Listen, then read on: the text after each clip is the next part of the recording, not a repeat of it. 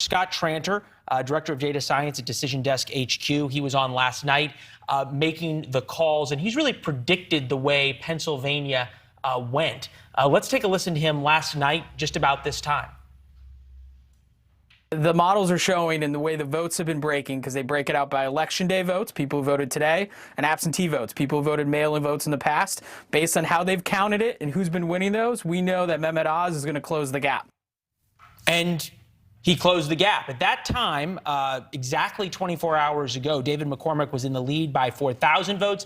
Now Oz is in the lead by about 2,000 votes. Scott back with us tonight. Is there a path, Scott, for David McCormick, and how does it go? Yeah, no, there's absolutely a path. And here's where we're down to. Out of over the million votes already cast, there's between 20 and 25,000 votes left. We think between 10 and 15,000 of those votes are absentee, and those votes tend to go to David McCormick. And so while David McCormick is behind, if he wins those 55% of those votes, he could pull ahead. Now, there's still a significant amount of election day votes, which Oz won, specifically in the Philadelphia area, which will keep it close. One thing, we're not exactly sure where this is going to end up over the next 36 hours, which is probably when we're going to be able to understand where the final tally is. We're pretty sure this is going to end up in recount territory because Pennsylvania has the half-point recount territory, and this is too close to call. So you could see this election not being officially called by the state for another week or so.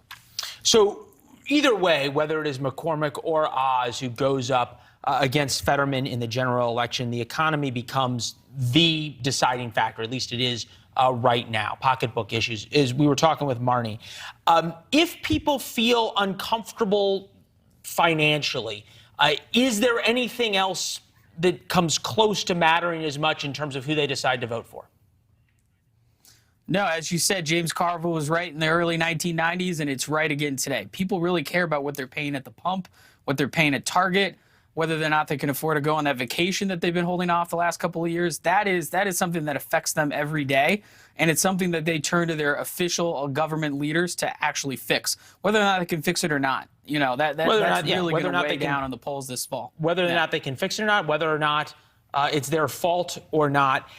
So much has been made about President Trump's role in this. He endorsed Mehmet Oz, and Oz was not a runaway favorite, clearly, because we're now still talking about this 24 hours later. But now we look down towards Georgia with President Trump's picks in Georgia.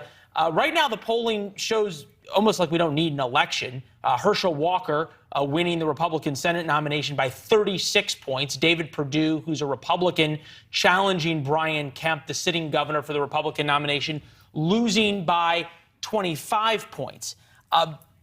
At some point, do we need to sort of stop talking about Donald Trump, especially in these races where he is picking based on personality, and start talking about the individual candidates? Yeah, no, I don't know that we need to stop talking about his endorsement, because his endorsement means money, it means visibility on the media, but it's not necessarily a golden touch. It doesn't necessarily translate to a win every single time. He's got a mixed record this primary season. We still got a lot of primaries to go. So I would say it's not, we should still talk about it, but it is not the deciding factor in every single race. And candidates do matter. At the end of the day, these are local elections. These are not national elections. Scott, what are some other primaries that you've got on your radar that we should be looking out for, particularly the impact they could have come November for the general?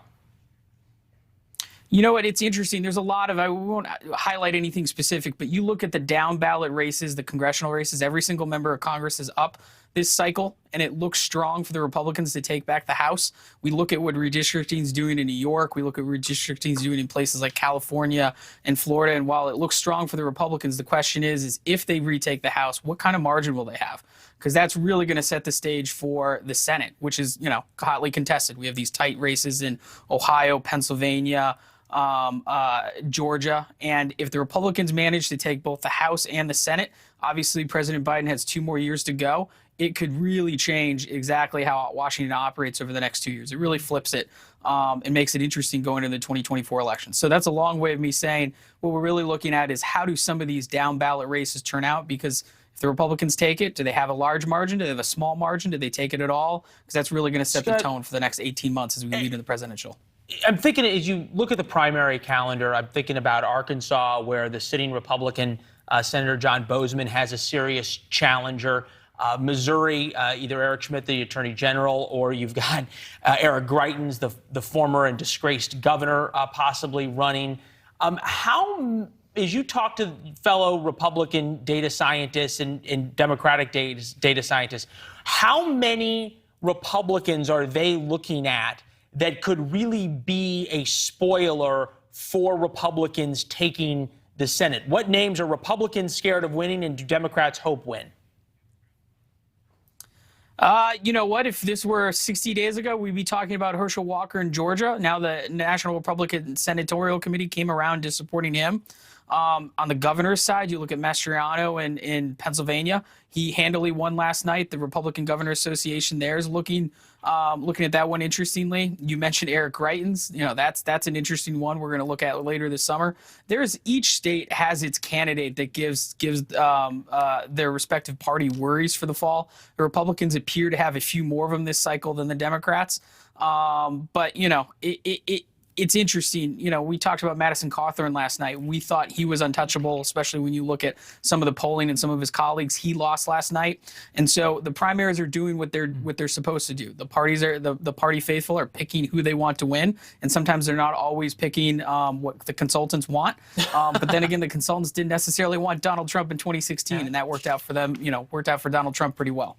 Then again, that's why we have elections rather than polls. Yep. Scott, great work over the past 24 hours. I don't want to ask how many cups of coffee you have consumed. We'll have a side bet on that a little later with the crew here. But great work. Keep it up. Thanks for watching. Click the red subscribe button below so you can get more of NewsNation's fact-driven, unbiased coverage.